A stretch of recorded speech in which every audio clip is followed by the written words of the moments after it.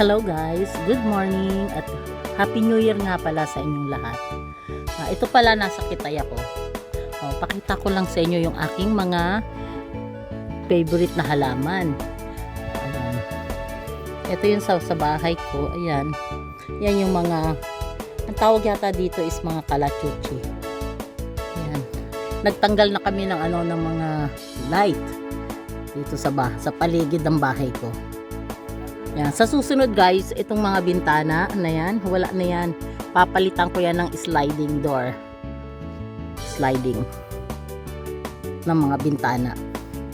Tapos ito, yan yung door ko dyan. Pero sinarado ko na yan kasi papalitan ko na yan. Gagawin ko ng sliding din ang mga lahat ng bintana na nakapaligid sa bahay ko.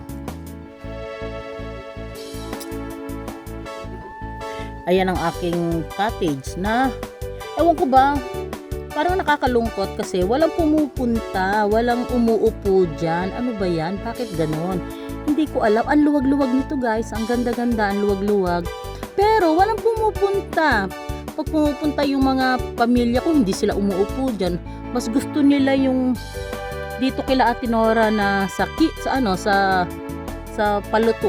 Yung mga luto-luto dyan kasi may upuan din naman. Pero okay lang din kung ayaw nila. Ayan. Ngayon pa lang umaano yung tubig. Si Kuya Ben, anong ginagawa niya doon?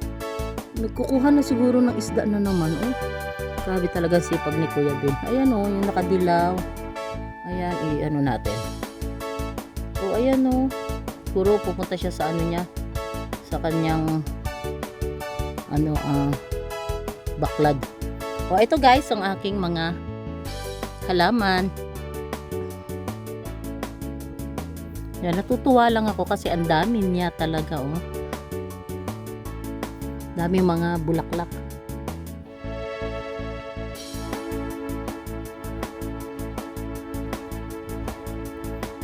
Ayan diba ang ganda?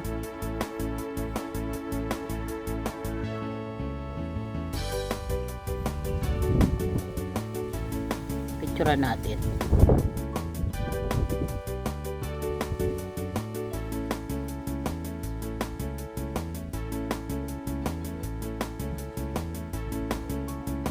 Yan yung bahay na yan yung malaki kasi ito guys, malaki yan. Syempre siguro mas nasasarapan sila na dyan umupo. Bagay kahit nga ako, pag pumupunta rito dyan din ako nagtatambay.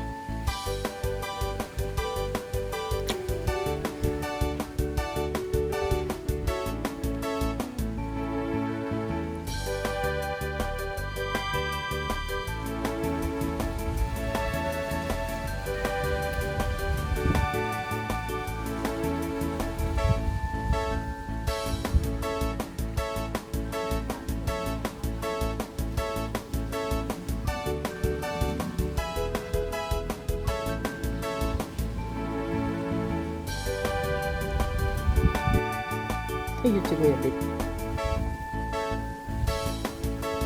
Kuya Ben! Tingin! Pinicturan kita. Pipicturan kita Kuya Ben.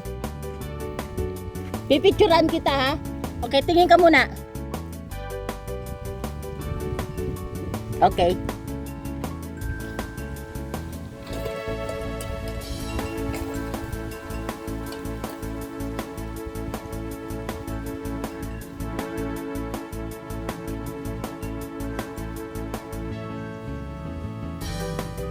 Nasira na yung yung sa Mami Dory vlog ko. Tagal na kasi yan nandiyan dyan. Papalitan ko na yan.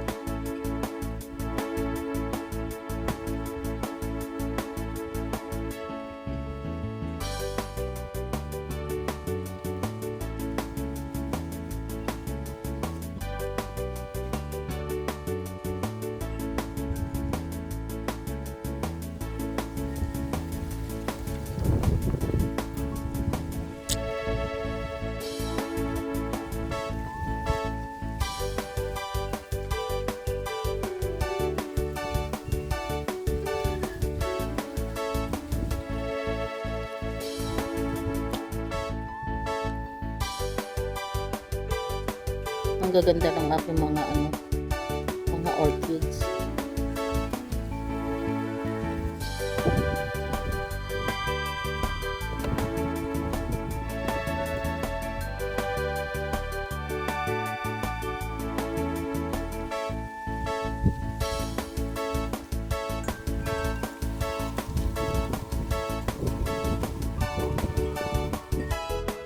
So, ayan guys, pakita ko sa inyo.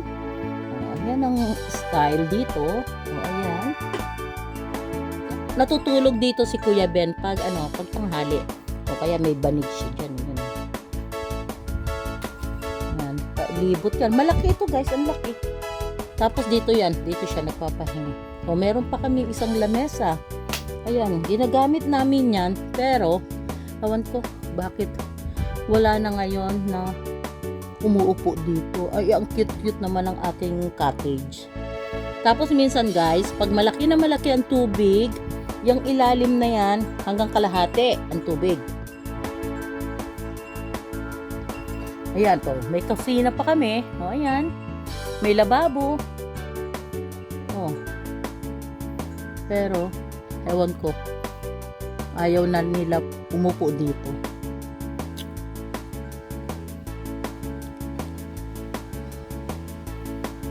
Picturean natin ang loob.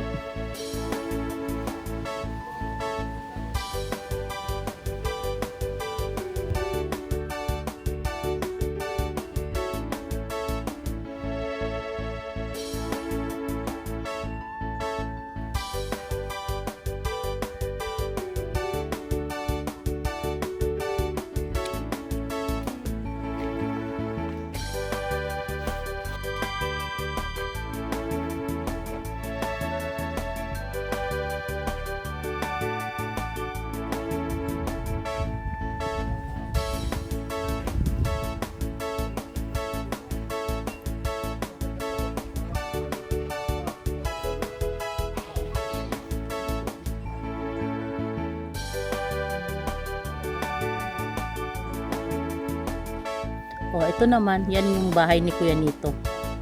Ayan, yung pinagawa niya. Taas-taas niyan. Puro yan. Pure na, na semento. Kaya hindi siya iaanayin. Kaya yung sa akin, kalahati kasi hanggang dito. Ayan, hanggang dyan. Yan, mga yan, oh. Kaya tatanggalin ko yan kasi inaanay yan. So, kaya babaguhin ko. So magiging sliding na lang sila, window. So ito yung sa kwarto ko, ayan, puro semento yan talaga. Kaya wala siyang anay-anay.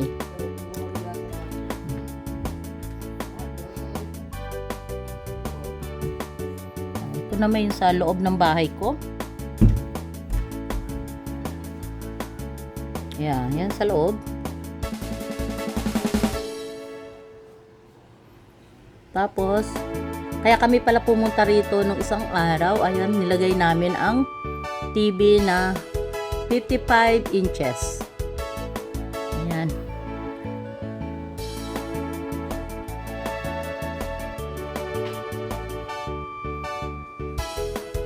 So, gustong-gusto ko umuupo dyan. Kasi, ang ganda nga naman. Ayan.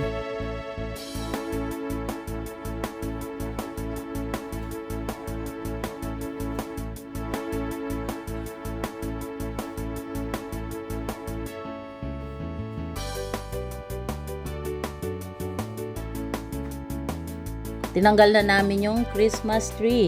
Ayan. So, ganyan na lang siya.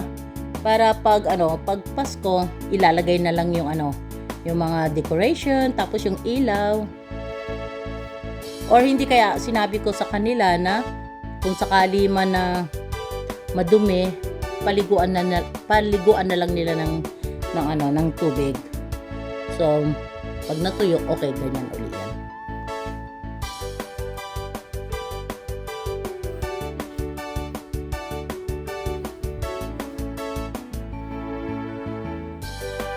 Ayan, mga bagong gawa ko yan.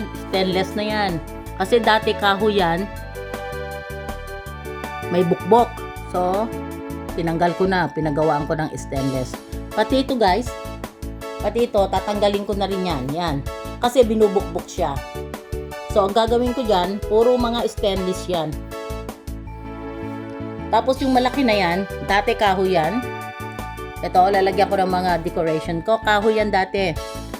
May bukbok. So, tinatanggal ko na. Nagpagawa ako ng stainless. Kaya lahat yan stainless. So, bali sa susunod, yung mga pagawa ko dito ay magiging stainless na lahat ang mga lagyanan ko ng damit, sa closet ko, stainless na lahat. Mga upuan na yan. Yan, papalitan ko yan. Yan, papalitan ko yan. Kaya marami ako magagastos na pera dito kasi nga papalitan ko sila lahat. Para talagang bago ako mag for good. Kasi 6 years na lang magpo for good na ako. Hindi na ako babalik ng US. Dito na ako sa Pilipinas. Pero dito ako titira. Kasi yung beauty ko pang province eh. Dito ako sanay sa province. Hindi ako sanay ng Manila. Kahit taga US ako, hindi ako sanay ng Manila. Gusto ko kasi sariwang hangin, mga ganyan, sariwang pagkain, mga gulay, mga isda, yan ang gusto ko. Pakita ko sa inyo ang aking room.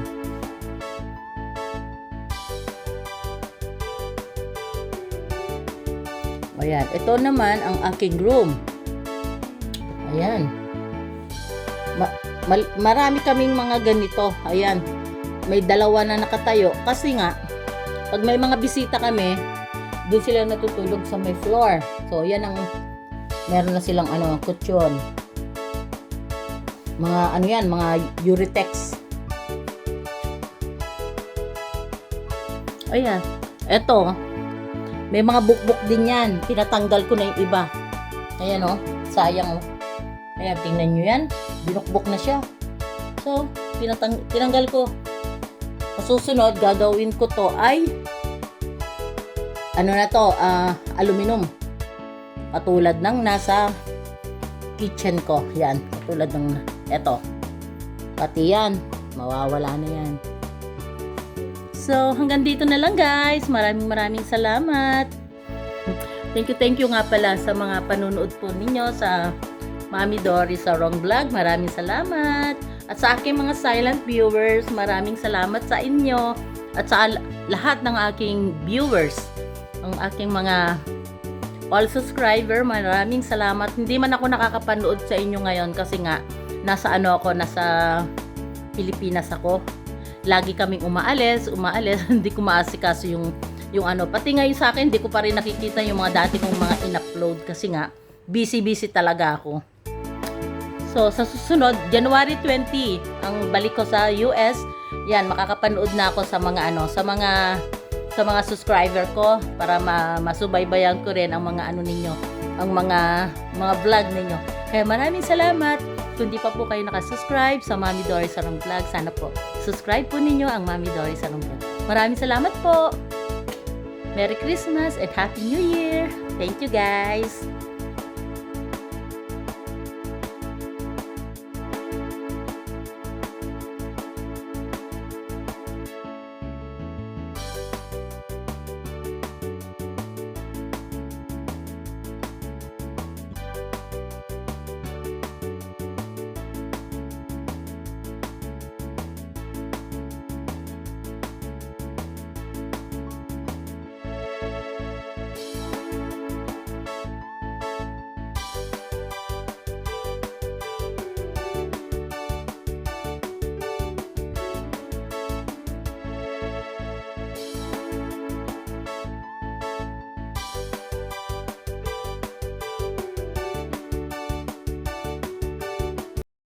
Nood po kayo sa Mami Dory Vlog.